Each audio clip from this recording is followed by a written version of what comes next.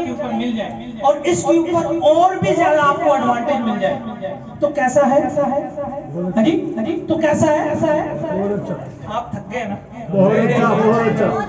आप थक गए? नहीं सर। आप ना बोले आप, मैं समझूंगा कि आप थके, आपकी आवाज में। ये सोने पे सुहागा है सर। हाँ जी, तो ये सारी चीजें आपको डायरेक्ट सेलिंग के अंदर मिलती हैं। इसको स्पेसिफिक किया जाता है कंपाउंड इफेक्ट के लिए। ये सारी चीजें जिस प्लेटफॉर्म के लिए हम यहाँ पे इकट्ठे हुए, यहाँ पे आपको सारी चीजें मिलती हैं। अभी आप लोग जो लोग नए हैं उनको इतने अच्छे से इसका अंदाजा नहीं होगा, लेकिन जो आप इसके अंदर काम करेंगे, थोड़ा इसको समझेंगे, थोड़ा आपको इंडस्ट्री की हौल होगी, 3 महीने 6 महीने 1 साल तक आप इसके अंदर काम करते हैं तो आपको बहुत अच्छे से इसके हवाले से चीजें क्लियर होंगी कि ये कंपाउंडिंग इफेक्ट क्या होता है। आपको अंदाजा ही नहीं है कि आप 2 साथियों को ये अपॉर्चुनिटी देते हो, वो 4 लोगों को अपॉर्चुनिटी देते हैं, वो 16 लोगों को अपॉर्चुनिटी देंगे, तो आपका बिजनेस कहां पे जाएगा? जो पिछले लोग काम कर रहे हैं, जो आने वाले लोग काम कर रहे हैं, ये सारी चीजें आपको मिलेंगी। तो कंपाउंडिंग इफेक्ट ना सिर्फ आपके पैसों के ऊपर लगता है, बल्कि आपके टाइम के ऊपर भी लगता है, आपकी अपनी पर्सनल डेवलपमेंट के ऊपर भी लगता है। हाँ जी, इन सारी चीजों के ऊपर आपका कंपाउंडिंग इफेक्ट लगता है। अब बेहतर काम करने के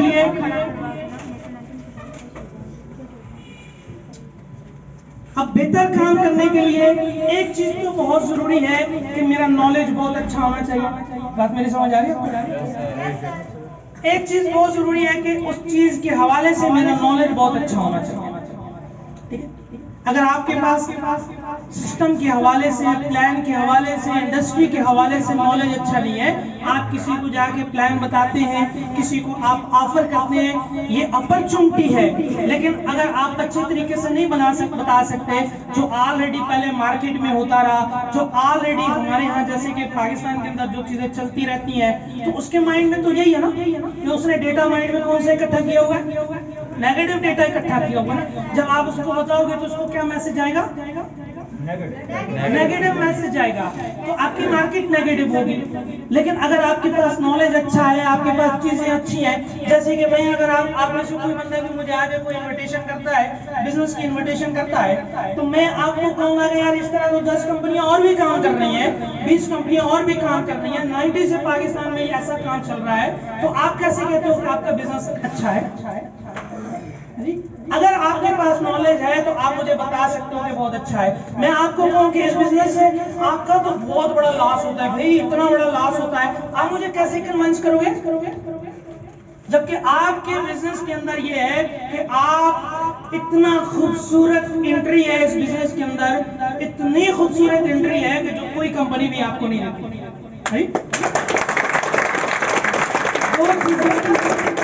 दो चीजें हैं। नंबर 1, जो मैं अपना कैपिटल लगा रहा हूं, ठीक है, जो कैपिटल किसी सूरत में, चाहे परचेजिंग की सूरत के अंदर, ठीक है, चाहे इन्वेस्टमेंट की सूरत में, परचेजिंग की सूरत में या इन्वेस्टमेंट की सूरत में, 2 ही वजह है, इसके अलावा और प्रॉब्लम कोई नहीं है। ठीक है, वो जरा सुनो आप। सबसे पहली बात ये कि जो आप परचेजिंग कर रहे हो, जो आपके पास प्रोडक्ट है वो एक्सपोर्ट क्वालिटी के प्रोडक्ट हैं, और आपकी जो प्रोडक्ट है वो मार्केट रेट से कम है। ठीक है, आपकी जो एंट्री है सिस्टम के अंदर, जब आप जो ज्वाइनिंग है उसको सिर्फ समझो। 2 ही बातें, एक आप खरीदारी कर रहे होते हो, एक आप इन्वेस्टमेंट कर रहे होते हो, बाकी तो कोई लॉस नहीं है, बाकी तो एंजॉयमेंट है। हाँ, दोस्तों के साथ गपशप करना, दोस्तों के साथ बैठना, दोस्तों के साथ जो ना उनको कन्विंस करना, मजा है, मजे की लर्निंग होती है। 2 ही बातें हैं इसके अंदर, एक मेरी परचेजिंग है, एक मेरी इन्वेस्टमेंट है। परचेजिंग में देखो कितनी खूबसूरत बात, आप जो पेमेंट करते हो प्रोडक्ट के लिए, वो आपका क्या हो जाता है? बयाना आपका काउंट हो जाता है, और जो प्रोडक्ट आप सिलेक्ट करते हो उतने पैसों की, तो वो प्रोडक्ट आपको मिल जाती है फ्री। कौन सी ऐसी कंपनी है जो आपको गिफ्ट दे के आपका बिजनेस स्टार्ट करवाए? आप उसके साथ पार्टनर बन रहे हैं, आप उसके साथ बिजनेस स्टार्ट कर रहे हैं, तो ऐसी कोई कंपनी है जो आप उसके साथ आप उसके पार्टनर बने और आपको कहे आज मेरे साथ काम करें, मैं आपको गिफ्ट करती हूँ? हाँ जी, ऐसा तो नहीं होता। फिर उसके साथ दूसरी बात ये कि वो बयाना आपको वापस आ जाते हैं आपके अकाउंट में, उतने ही पैसे आ जाते हैं, कुछ चार्जेस कट के आपके अकाउंट में वापस आ जाते हैं। फिर तीसरे नंबर पे जो चीज है वो आपका बिजनेस स्टार्ट हो जाता है, आपकी एंट्री हो जाती है। फिर आप वन टाइम आपने इस बिजनेस से वो टोकन मनी देनी है और गिफ्ट लेना है। उसके बाद आपने इस बिजनेस से कभी खरीदारी नहीं करनी है। आप अपनी मर्जी से आप अपनी जरूरत की कोई भी चीज बाद में खरीद सकते हैं वन टाइम। वो टोकन मनी करना है। वो किस लिए है? आप देखो कंपनी आपको क्या कहती है। कंपनी आपको कहती है कि हमारे यहाँ हर बंदे का एक ख्वाब है कि उसके पास प्लॉट हो, उसकी अपनी जमीन हो।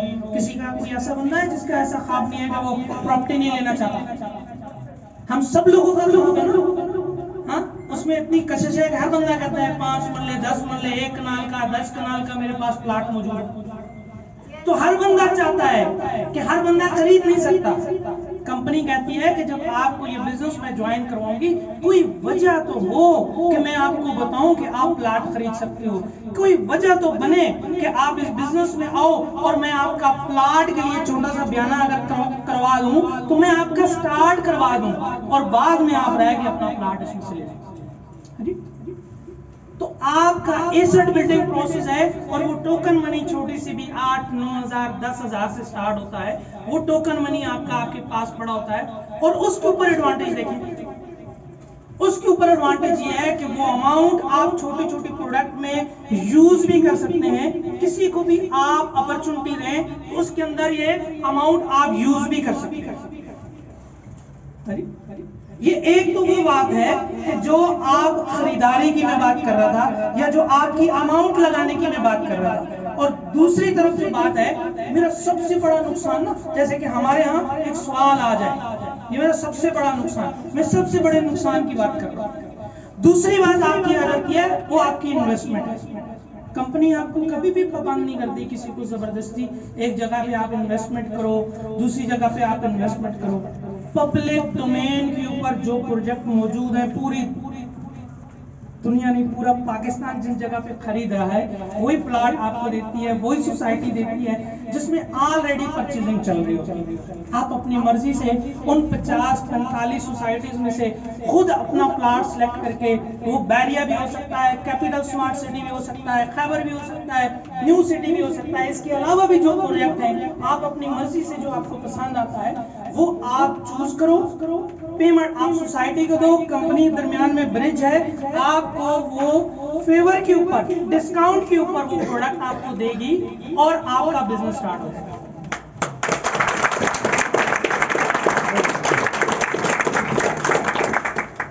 मैं आपको बता दूं इसके अलावा इसमें और कुछ भी नहीं, और इसके ऊपर और कंपनी आपसे कुछ भी नहीं देती है। कोई कंपनी आपको गिफ्ट लेके बिजनेस स्टार्ट नहीं करवाती।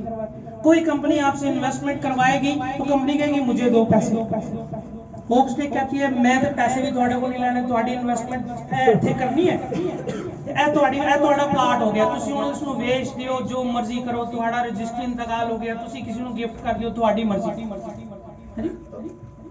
और किसी को, मुझे तो आज तक नहीं इसको लगा, 9 साल से मैंने ये प्लान बनाया, होप्स ने ये प्लान बनाया 9 साल से, मुझे तो इसमें कोई और ऐसी चीज नहीं लगी कि कहीं किसी जगह के ऊपर किसी को कुछ कहा जाए कि आपने दे, आप हमें दो, हमें कुछ एक्स्ट्रा अमाउंट दो, कंपनी नहीं चल रही, हमें इन्वेस्टमेंट करो, हमें 10 लाख दो, हमें 20 लाख दो, आपको इसके ऊपर ROI मिलेगा। हाँ, आप इन्वेस्टमेंट करोगे और फिर साल के बाद कंपनी कहेगी अल्लाह हाफिज़। तो ऐसा तो कहीं किसी जगह पे नहीं हुआ, मेरा नहीं ख्याल कि और किसी के पास कोई ऐसा पॉइंट हो। तो जब तक आपके पास नॉलेज नहीं है अच्छी चीजों का, जब तक आपके पास कंपनी का नॉलेज नहीं है, आप किसी को अच्छे से ब्रीफ नहीं कर सकते, तो आपको प्रॉब्लम आएगा काम में। तो काम करने के लिए सबसे जरूरी बात, मैं इसको चूज करता हूँ, मैं इसमें काम करता हूँ, तो सबसे जरूरी बात मेरे पास इस बिजनेस के हवाले से अच्छा नॉलेज होना चाहिए। ठीक है। फिर ज्यादा से ज्यादा विड्रॉ की बात, मेरे कमाए हुए पैसे आपको 100% विड्रॉ है, बैंक में लगा सकते हो, किसी किस्म का कोई रिस्क नहीं है। आप स्टोर से अभी इंशाल्लाह मर्चेंट लग रहे हैं, आप जहां पे भी जाके दाल चीनी चावल जो भी घी शी आटा चाटा खरीदते हो वहीं पे आप पैसे दोगे, आपका बिजनेस होगा, आपका बिजनेस, और पैसे उसी को दोगे। कंपनी सिर्फ और सिर्फ आपको सर्विसेज देती है, सर्विसेज की मद में जो भी बड़े लोग होते हैं उनके साथ अच्छा एग्रीमेंट करती है। कंपनी को 10 रुपए मिलते हैं, कंपनी उसमें से 9.2 रुपीस तकसीम कर देती है, 0.8 रनिंग एक्सपेंस में रखती है। आपको बात बता दूं, ये आपकी नॉन प्रॉफिटेबल ऑर्गेनाइजेशन है।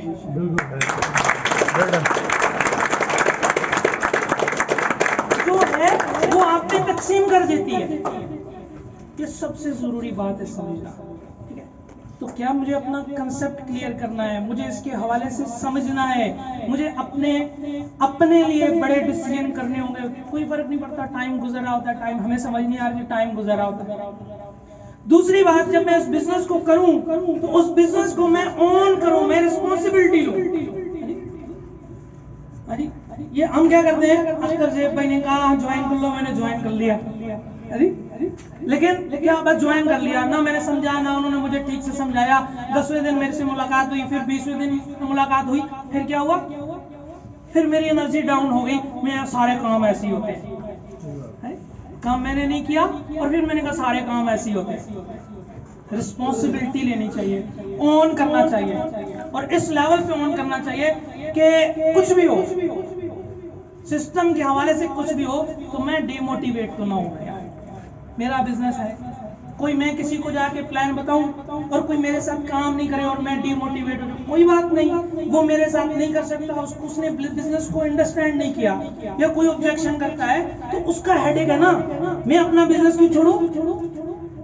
हाँ जी, समझने की बातें हैं, अपने कंसेप्ट क्लियर करने वाली बात है। एक बड़ी खूबसूरत बात मैं आपसे शेयर करता हूं। एक बड़े अच्छे टेनिस स्टार थे, रॉबर्ट एश, आर्थर रॉबर्ट एश, बहुत अच्छा जो ना टेनिस स्टार था। दुनिया के अंदर यूएसए ओपन, विंबलडन, ठीक है, ये ऑस्ट्रेलियन ओपन, ठीक है, फ्रेंच ओपन, ये 4 तरह के बड़े इवेंट होते हैं टेनिस के अंदर।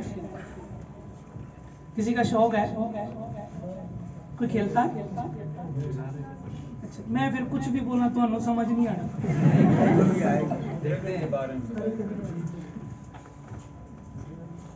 तो वो बहुत अच्छा स्टार था। 36 साल की एज के अंदर उसने ये चारों इवेंट विन किए।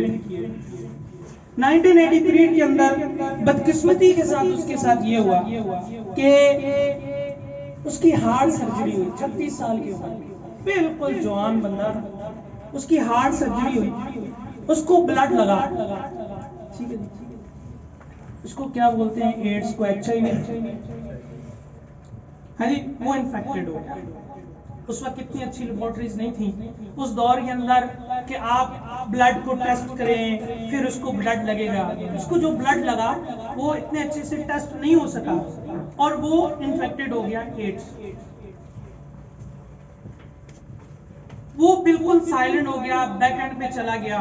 उसके मदाह बहुत ज्यादा थे उस वक्त। सभी लोगों ने उसको खतूत लिखे, उसके पास गए, वो किसी से ना मिला, किसी के खत का उसने जवाब नहीं दिया। एक 15 साल का बच्चा था, उसने एक खत लिखा, बड़ी खूबसूरत बात है। 15 साल का बच्चा था, उसने उसको खत लिखा कि आप मेरी मोहब्बत हो, मैं आपसे बहुत मोहब्बत करता हूँ, मैं आपसे बहुत प्यार करता हूँ, और मैं जब दुनिया से चला जाऊंगा ना तो मैं अपने रब से जाके पूछूंगा ये आपके साथ ही क्यों हुआ, ये आपके साथ ही क्यों हुआ, ये आपके साथ नहीं होना चाहिए। आप जैसे लोगों को इस दुनिया में रहना चाहिए। उसने किसी का जवाब नहीं दिया, लेकिन वो जब उसने ये बच्चे का खत देखा तो उसकी आंखों में आंसू आ गए और उसने सोचा कि मुझे इसका जवाब देना चाहिए। आज भी किसी जगह